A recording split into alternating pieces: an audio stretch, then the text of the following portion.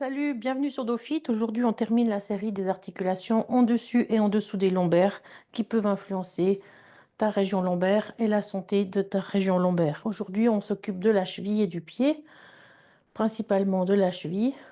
Et pourquoi c'est important d'avoir une cheville flexible, stable et forte. Donc d'abord pour la mobilité. Pourquoi c'est important d'avoir une cheville mobile? Ça te permet de laisser aussi venir le genou en avant et de fléchir plus facilement les genoux aussi pour pouvoir descendre plus facilement au sol. Si tu as une cheville raide, eh bien ça va pas laisser descendre facilement les genoux et là tu auras peut-être plus de peine à te pencher en avant. Pourquoi une cheville stable? Ça, c'est aussi important pour la stabilité du bassin. Si ta cheville ne tient pas, tu vas devoir t'équilibrer avec les articulations plus hautes et en te déséquilibrant, tu vas peut-être faire des mouvements un peu incontrôlés plus haut. Donc, une cheville stable permet au bassin d'être aussi plus stable. Et une cheville forte, ça te permet d'avoir aussi plus de facilité, par exemple, à porter des objets, à pousser un objet. Et puis, si la force vient depuis le bas, tu auras peut-être moins besoin de pousser avec les bras et la force du dos. Donc, on va s'occuper d'abord de la mobilité de la cheville. Comment tester la mobilité de la cheville si elle est assez suffisante? Ben, tu mets un point contre un mur et tu poses ton pied juste à l'arrière du point. Et tu viens regarder si tu arrives à toucher le mur avec le genou. Si tu n'y arrives pas et que tu dois décoller ou que tu décolles le talon, c'est que probablement ta cheville est un peu trop raide. La même chose de l'autre côté.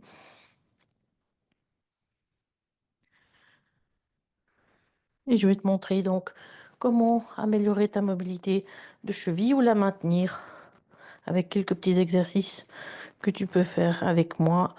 Par exemple, sur une chaise et bien laisser descendre le talon et venir appuyer légèrement sur ton genou, sur la jambe pour bien laisser descendre le talon.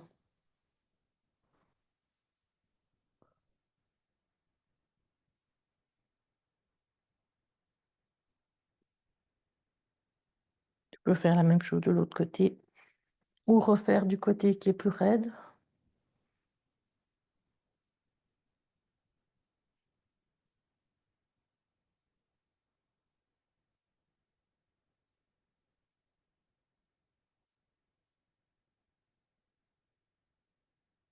Et relâcher. Une autre façon d'allonger un petit peu la cheville, c'est d'étirer aussi le mollet en poussant bien le talon au sol, les deux pieds dans la même direction et appuyer le talon contre le sol.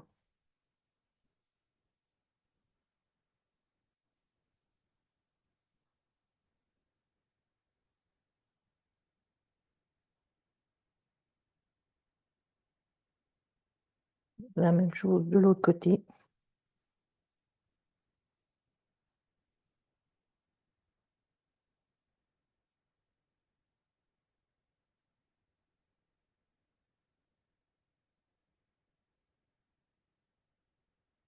Et aussi avec un exercice fonctionnel qu'on aimerait maintenir, c'est de descendre en position accroupie et laisser descendre les talons un peu vers le sol. C'est pas grave s'ils sont un petit peu décollés, mais réhabituer les chevilles à être bien mobilisées en flexion.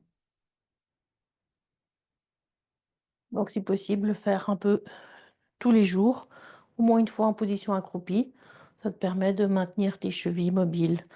Maintenant, on va faire quelques exercices de stabilité. N'hésite pas à te mettre contre un mur au début et tu viens essayer de te tenir en équilibre sur un pied.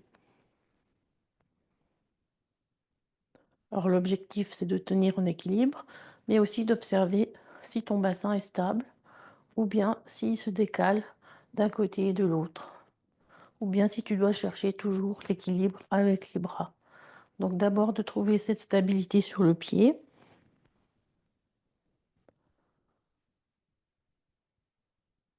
Une dizaine de secondes. La même chose de l'autre côté. Observe si le bassin est bien stable.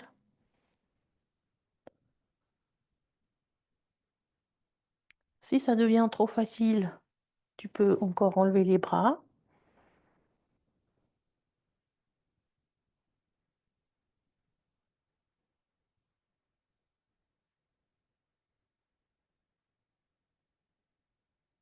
Et si c'est encore trop facile, tu peux commencer à bouger, par exemple, la jambe de l'autre côté ou un bras ou encore tourner la tête. Et ça, c'est beaucoup plus difficile. Ça, tu peux faire en fin de progression, tourner la tête.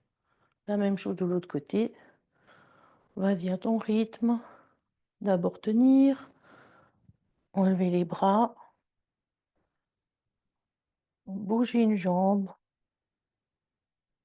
ou un bras.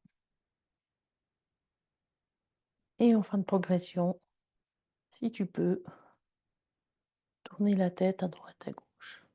Voilà, ça tu peux faire donc chaque semaine si tu progresses. Le plus dur, c'est d'arriver à être bien stable, bien aligné. Puis après, tu peux rajouter des difficultés. Voilà pour la stabilité de la cheville, qui est aussi importante pour prévenir aussi les entorses. Et puis en dernier, la force des chevilles. Alors, j'ai choisi deux exercices, un exercice de force pour les mollets et un exercice de releveur.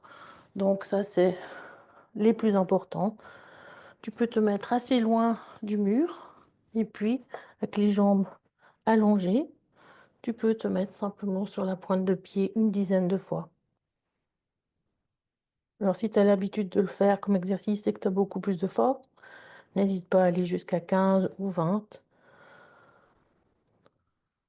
Si tu sens que ça chauffe déjà après 5, essaye d'aller au maximum de tes possibilités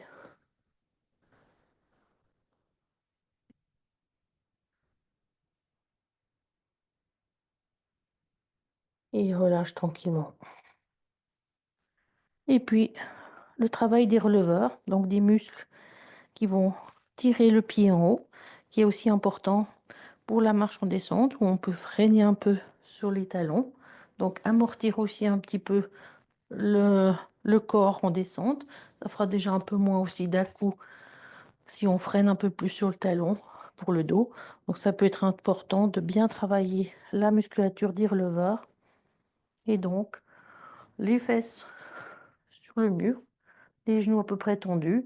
Tu peux te pencher un peu en avant et là tu viens tirer la pointe de pied vers le haut et tu freines bien la descente.